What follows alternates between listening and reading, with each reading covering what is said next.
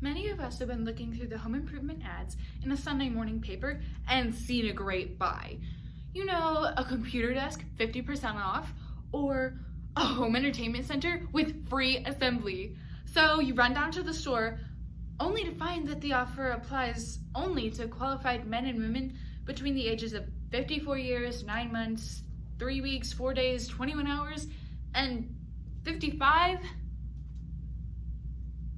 Alright, so perhaps you haven't experienced this, but a situation which can become just as aggravating occurs in Following Instructions, True Tales of a Fat Bride, Autobiography of a Pretend Adulthood by Notaro.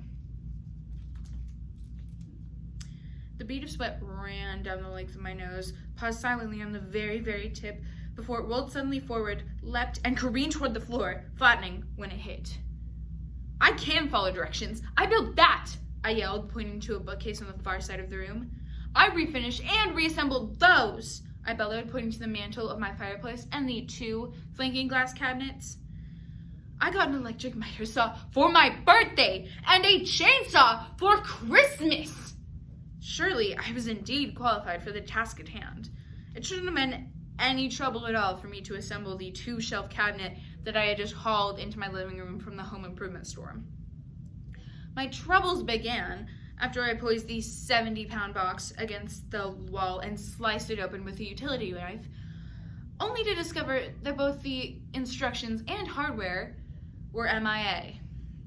To remedy the problem, I called the store to inform them of the situation and to inquire if they could locate another set for me. The first fellow I talked to listened patiently, then put me on hold to conduct a reconnaissance hardware mission. Moments later, another fellow, Daniel, picked up the line and asked if he could help me. Thank you, but I'm already being helped, I replied.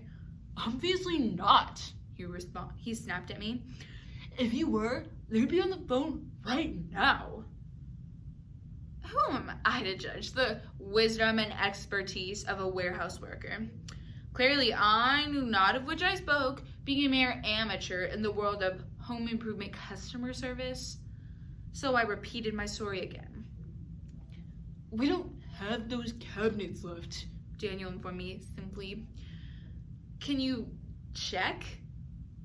I don't need to check. I know.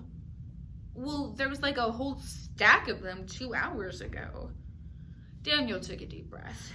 You know, he said in his best spouse abuser voice, I'm standing in front of the cabinets right now, and they're all gone. But I guess you know best. They must all be invisible to me.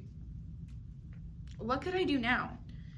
I bit my nail and looked at the box filled with useless wooden planks on my living room floor. Then I got my keys. When I got to the home improvement store, I slipped down the aisle, found the box I needed, and, well, helped myself to the parts that were missing from my box and wrote, "This box is incomplete and invisible. See Daniel." Back at home, I got my screwdriver and went to work. With the illustration-only instructions in hand, I assembled the frame of the cabinet according to the picture, even though I was missing the part that looked like a gumdrop and used the part that looked like a chiclet instead. I stepped away from the cabinet and looked at it. Then I did a bad thing.